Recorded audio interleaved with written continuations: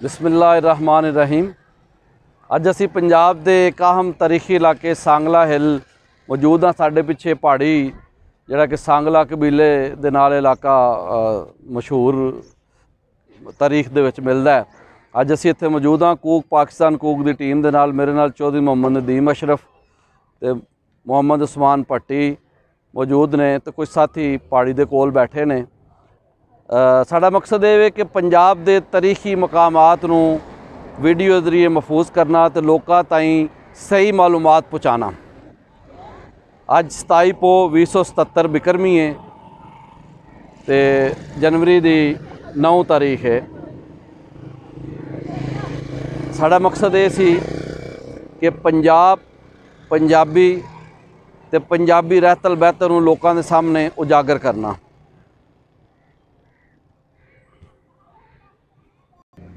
सांगला हिल की पहाड़ी के नाल है बहुत अच्छा पार्क बना दिता गया है और साढ़े सकाफती विरसे नूं महफूज करन लई बहुत वधिया इंतजाम कर दिता गया है। होर भी इस हवाले नाल बंदोबस्त की लोड़ है ताकि साडा सकाफती विरसा साडी पंजाबी वसों पंजाब दा वसेब जिहड़ा महफूज हो सके। कूक पाकिस्तान कूक की टीम इस जद्दोजहद दे विच लगी हुई है। असीं यार कर रहे हैं कि किसी तरीके नाल तारीख नूं लोकां तक पहुँचाया जाए। तो इस हवाले नाल असीं अज इस पार्क मौजूद हाँ। साढ़े पिछे पहाड़ी नज़र आ रही है, बहुत खूबसूरत मंजर है। इसलिए तो मियाँ मोहम्मद बख्श साहब ने फरमाया सी कि डिठे कई मुल्क अंदर जागते ख्वाब ना डिठा मिसल हुसन आबाद पंजाब। बैठ जाओ। सांगला हिल की पहाड़ी तरफ जाने वाला रास्ता सीढ़ियाँ की शक्ल च पौड़ियाँ की शक्ल च मौजूद है। उर्दू की सीढ़ियाँ तो पंजाबी च पौड़ियाँ। असीं हुण पहाड़ी तरफ जावांगे। 250 फुट कहा गया कि इसकी पैमाइश की गई सी अंग्रेज़ दौर बकौल जनाब अरशद मंजूर साहब ने दसिया। तो असीं हुण पहाड़ी तरफ जा रहे हैं। बहुत बड़ा वधिया मंजर है। तो हुण जरा असीं पहाड़ी तरफ मार्च करांगे। अशरफ साहब तो चौधरी अब्दुल रज़ाक चट्टा साहब ने तो कुछ लथाई वाल यानी थल्ले वाल आ रहे हैं, कुछ चढ़ाई वाल ने तो कुछ लथाई वाल ने। सूरज जिहड़ा डुब रहा है, ये बड़ा खूबसूरत मंजर है। नाल है सड़क है।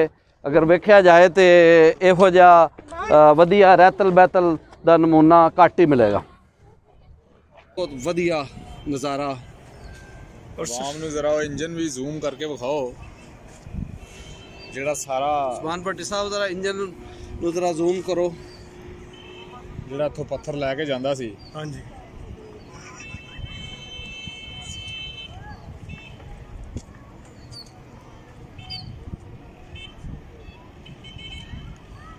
एक सर स्नैन साहब मैं एक चीज़ नोट की थी इस जगह ते आके जी जी कि हरियाली बहुत ज़्यादा है।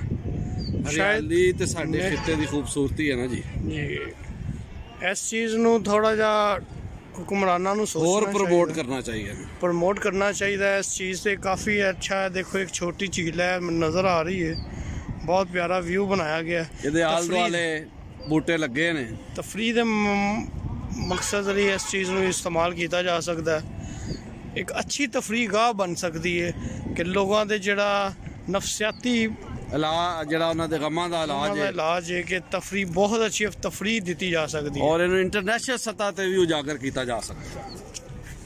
सिर्फ मकामी सतह पर नहीं बल्कि असीं कहांगे कि सिर्फ मकामी सतह पर नहीं सगों बैन अवी सतह पर इहो जिहा सियाहती मकाम नूं साडा जिहड़ा पंजाब दा वसेब है, इत्थों दी वसो है, इत्थों दी रहतल बहतल नूं बैन अवी सतह पर भी पहुँचाने की लोड़ है। और उहदा एक जरिया अज की वीडियो है कि कूक पाकिस्तान कूक की इस वीडियो के जरिए असीं ये पैगाम बैन अवी सतह पर पहुँचावांगे।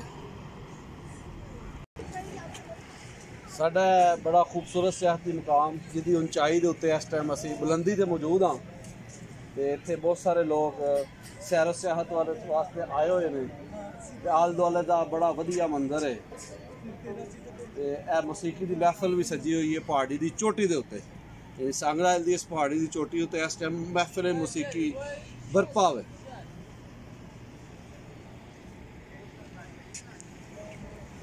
ते नाल है झील है। झील दे विच लोग सैर कर रहे हैं।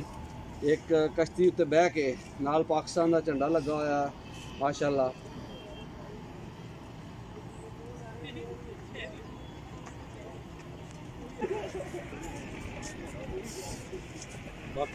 दी टीम दे महान आगू राहबर जनाब मोहम्मद उस्मान पट्टी सांगरा हिल दी खतरनाक पहाड़ी दे नेड़े बैठे ने ते सज्जे खब्बे आल दुआले नज़ारा कर रहे ने जनाब उस्मान भट्टी साहब।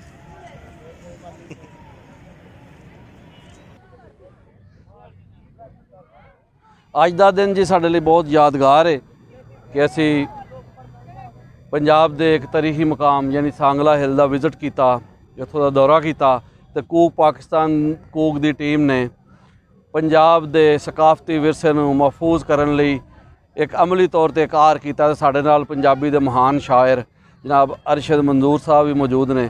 ਅਸੀਂ ਇਹਨਾਂ ਕੋਲ ਚਾਹਾਂਗੇ ਕਿ ਇਹ ਕੋਈ ਇਖਤਤਾਮੀ ਕਲਮਾਤ ਅਦਾ ਕਰਨ। पट्टी साहब बहुत शुक्रिया, तुसी कूक पाकिस्तान कूक दा पूरा ग्रुप लैके तुसी सांगला तशरीफ ले आए हो। एड्डी दूरों आना बड़ा मुश्किल है इस दौर में। हाँ जी, और तुसी सांगले हिल नूं दी जिहड़ी धरती नूं इहदा तुसी जिन्ने भी इहदे तुसी व्यू लए ने या इहदे ते गलबात होई है तो इंशाअल्लाह एक तारीख का हिस्सा बनेगी इंशाअल्लाह। तो बल्कि तारीखी है, सारा सिस्टम ही तारीखी है, ज़मीन ही धरती तारीखी है सारी, बस उन्हें महफूज करना मकसद है, महफूज करना होंदा। तो मैं तुहानू कुछ शेर सुना देना वा जी जी इरशाद। कि रंगां दी मजबूरी रह गई, रंगां दी मजबूरी रह गई तां तस्वीर अधूरी रह गई। वाह ज़बरदस्त। रंगां दी मजबूरी रह गई तां तस्वीर अधूरी रह गई, उंज ते गल्लां बड़ियां होइयां करनी गल जरूरी रह गई। वाह वाह वाह। ते इन्ना नेड़े नेड़े हो के होरे कादी दूरी रह गई। बहुत वधिया जी, बहुत वधिया। भावें साडा कुछ नहीं बचिया ओदी गल ते पूरी रह गई, हत्थां उत्ते पै गए छाले पर साडी मजदूरी रह गई। रंगां दी मजबूरी रह गई तां तस्वीर अधूरी रह गई। ਅੱਜ ਦੇ ਸਾਡੇ ਇਸ ਵਿਜ਼ਿਟ ਦੇ ਇਖਤਤਾਮੀ ਕਲਮਾਤ ਜਨਾਬ ਅਰਸ਼ਦ ਮੰਜ਼ੂਰ ਸਾਹਿਬ ਨੇ ਅਦਾ ਕੀਤੇ ਔਰ ਬੜੀ ਸੋਹਣੀਆਂ ਗੱਲਾਂ ਕੀਤੀਆਂ ਔਰ ਆਖਰ ਦੇ ਵਿੱਚ ਫਿਰ ਉਹਨਾਂ ਨੇ ਇੱਕ ਆਵਾਮੀ ਸ਼ਾਇਰੀ ਦਾ ਨਮੂਨਾ ਪੇਸ਼ ਕੀਤਾ ਕਿ ਰੰਗਾਂ ਦੀ ਮਜਬੂਰੀ ਰਹਿ ਗਈ ਤੇ ਤਸਵੀਰ ਅਧੂਰੀ ਰਹਿ ਗਈ, ਤਾਂ ਤਸਵੀਰ ਅਧੂਰੀ ਰਹਿ ਗਈ। ਤੇ ਲੋਕਾਂ ਦੀ ਗੱਲ ਕਰਨਾ, ਲੋਕਾਈ ਦੀ ਗੱਲ ਕਰਨਾ ਹੀ ਸਾਡਾ ਮਕਸਦ ਹੈ ਔਰ ਇਸ ਵਿਰਸੇ ਨੂੰ ਮਹਿਫੂਜ਼ ਕਰਨਾ, ਪੰਜਾਬੀ ਵਸੇਬ ਨੂੰ ਮਹਿਫੂਜ਼ ਕਰਨਾ, ਪੰਜਾਬ ਦੀ ਰਹਿਤਲ ਬਹਿਤਲ ਤੇ ਇੱਥੋਂ ਦੀ ਸਕਾਫਤ ਨੂੰ ਮਹਿਫੂਜ਼ ਕਰਨ ਦਾ ਵੀ ਮਕਸਦ ਇਹ ਵੇ ਕਿ ਇੱਥੋਂ ਦੀ ਲੋਕਾਈ ਦੀ ਅਸਲ ਤਾਰੀਖ ਲੋਕਾਂ ਤੱਕ ਪਹੁੰਚਾਈ ਜਾ ਸਕੇ। ਰੱਬ ਰਾਖਾ ਤੇ ਅੱਲਾ ਬੇਲੀ।